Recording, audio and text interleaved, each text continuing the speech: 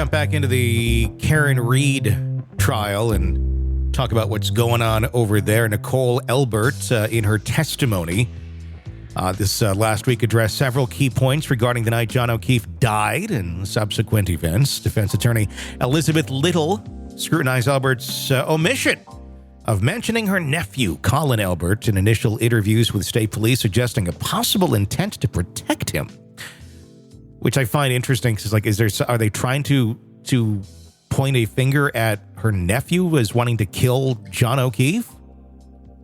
Yeah, it's really weird how this is all coming around. I mean, the dog discussion that we're going to get to in a few minutes just astounds me because the dog didn't kill him. No. So I get it. Let's just theoretically say the dog attacked him. Let's just say that happened. Okay.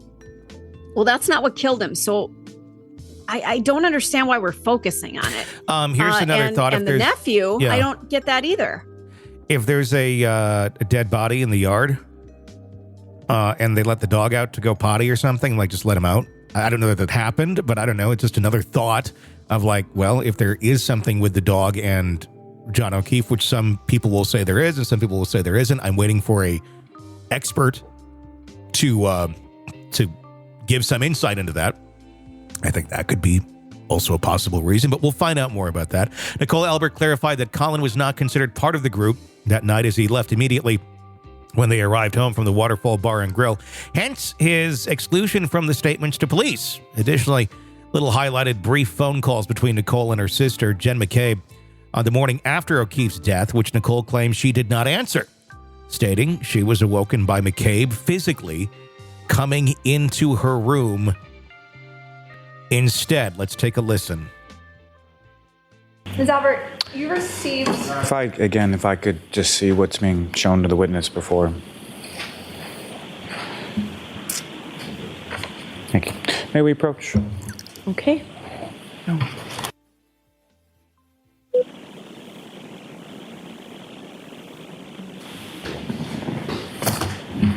All right, so let's mark one for identification, please, Ms. Little.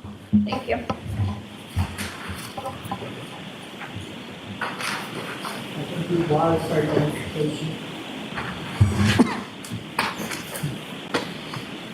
Okay, and you can give it back to Ms. Albert. Thank you. And you can go back and ask a question, and let's see where we go with this, okay? Ms. Albert, do you recognize this document? Recognize it? Do you know what it is? Well, yeah, I see what it is. Does it refresh your recollection as to the 2 calls you received on the morning of January 29th? It says here 2 calls were placed. Okay, don't read it, but you were asked a specific question. So if you could answer the question, please. Does that refresh your recollection to the 2 calls you received from your sister on the morning of January 29th? She may have placed those phone calls to me, but I never answered them. You received a call from Jennifer McCabe on January 29th at 6:07:42 a.m. that lasted for 9 seconds, correct? She may have placed a phone call to me. I never answered it. I never spoke to her that morning. You also received a second call from your sister at 6:08:17 a.m. that lasted for 7 seconds, correct? Objection. Go ahead and answer that. It says that, but I never answered a phone call from my sister Jennifer that morning. You're aware that cell phone companies have what are called tolling records, correct? That show if there's a voicemail or something of that nature. Objection, Your Honor. Sustained. Ms. Albert, it's your testimony here today that you never spoke to your sister that morning. I never spoke to my sister on the phone that morning. Who else was in your bedroom that morning? Me and my husband. You and Brian Albert were the only 2 individuals who could have answered those calls that morning, correct?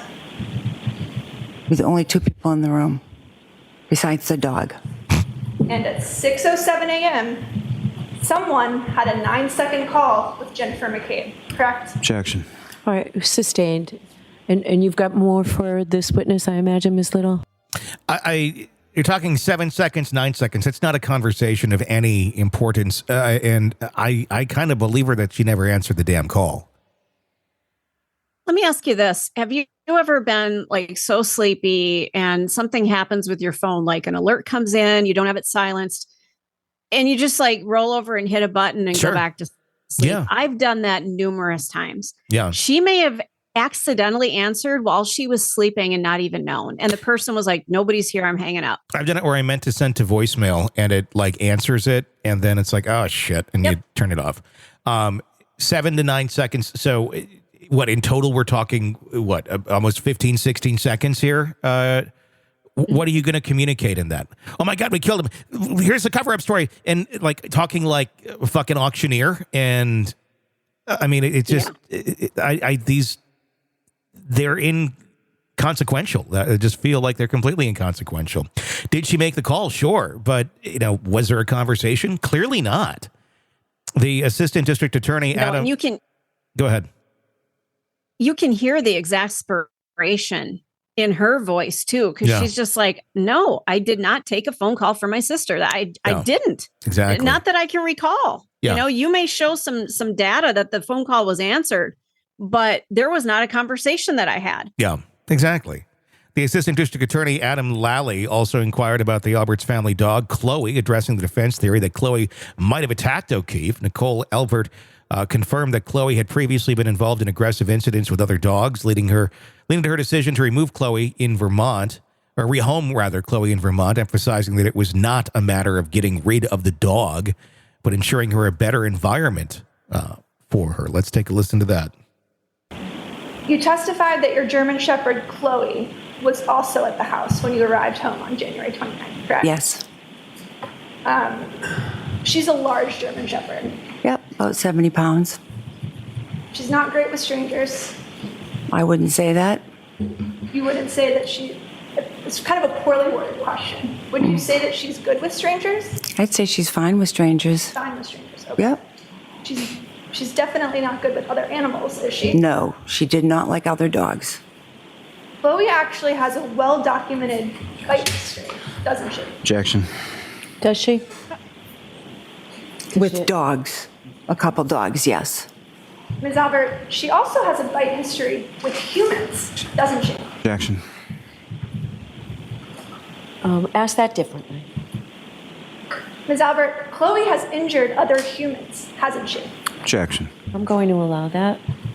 In one incident in May of 22, when she got out and was fighting with another dog, the woman whose dog it was tried to break up the two dogs, and while she was trying to break up the two dogs, she got injured. There are actually two individuals who were injured in that incident, correct? Well, there was two women, but I believe just one woman, from what I understand, had an injury from Chloe. The other one may have fallen or something, but I'm not sure 100%. There were two women who were actually taken to the hospital after that incident, correct? Yes, a neighbor had called the police, or called an ambulance just to make sure they were okay. And you mentioned that Chloe had actually escaped from the backyard in that incident. Yes. And that happens from time to time at your house, correct? It had happened a few times, yes. And Mr. Albert let Chloe out when he arrived that night, correct? Yep.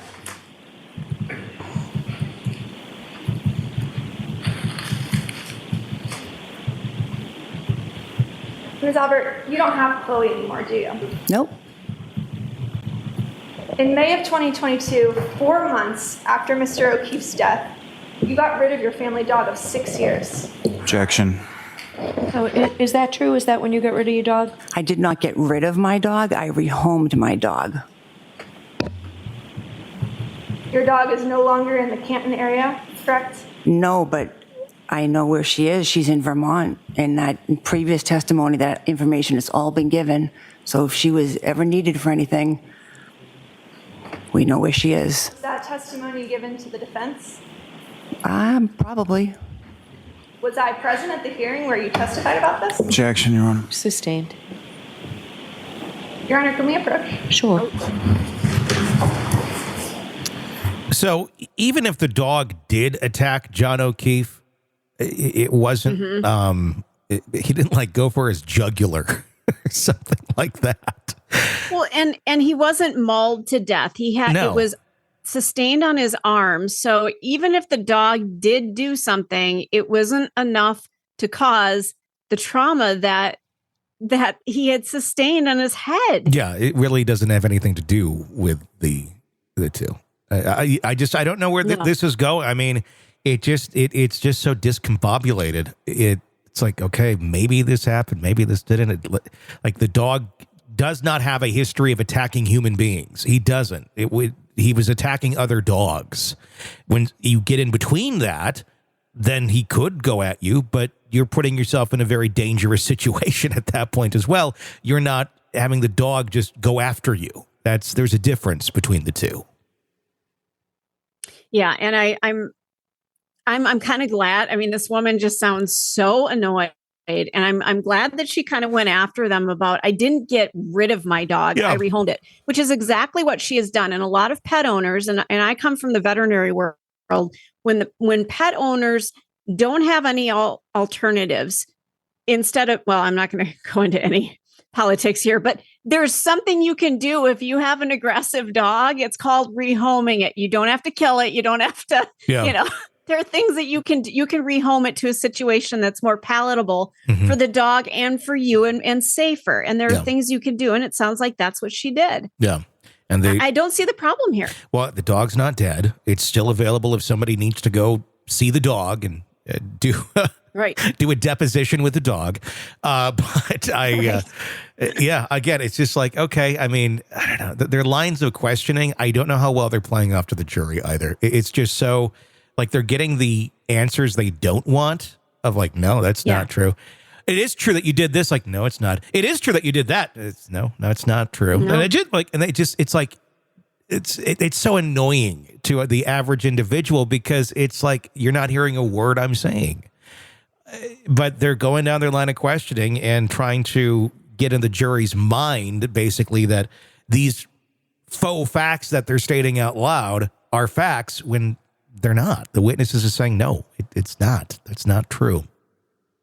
Lastly, Nicole discussed her family's decision to sell their home, asserting it was unrelated to O'Keefe's death and attributed to practical reasons such as downsizing due to her children getting older. And by the way, it was on the market before this ever happened. So I think that's a big nothing burger right there. Tony, what person would you not want to sell your home if there's a dead body at some point in your yard? I'd kind of want to be like, you know what? I think it's time to move. I don't know. I think you start doing tours. Well, you're different. Now, I think it would be very difficult to stay. I mean, if it was in the home, yes. If it was outside, I don't know. I think just the attention, the unwanted attention that you would continue to get would probably be enough to want to get out of there. But the point being, it was on the market before this happened. So this did not spark them to go and sell the house. It was already on the market. So what's the argument here? I don't know. There's just, again, you say things certain ways, you confuse people certain ways, you can win. And it feels like there's a lot of attempts at confusing the shit out of this jury because it's easy to get confused in this case. Want to listen ad-free? Want advance access to all of our interviews before anyone else? Become a True Crime Today Premium Plus subscriber on Apple Podcasts. You get every episode commercial-free. So you can binge on true crime until you can binge no more. Search True Crime Today Premium Plus on Apple Podcasts now, or go to our podcast page and sign up now. More of the Hidden Killers podcast next.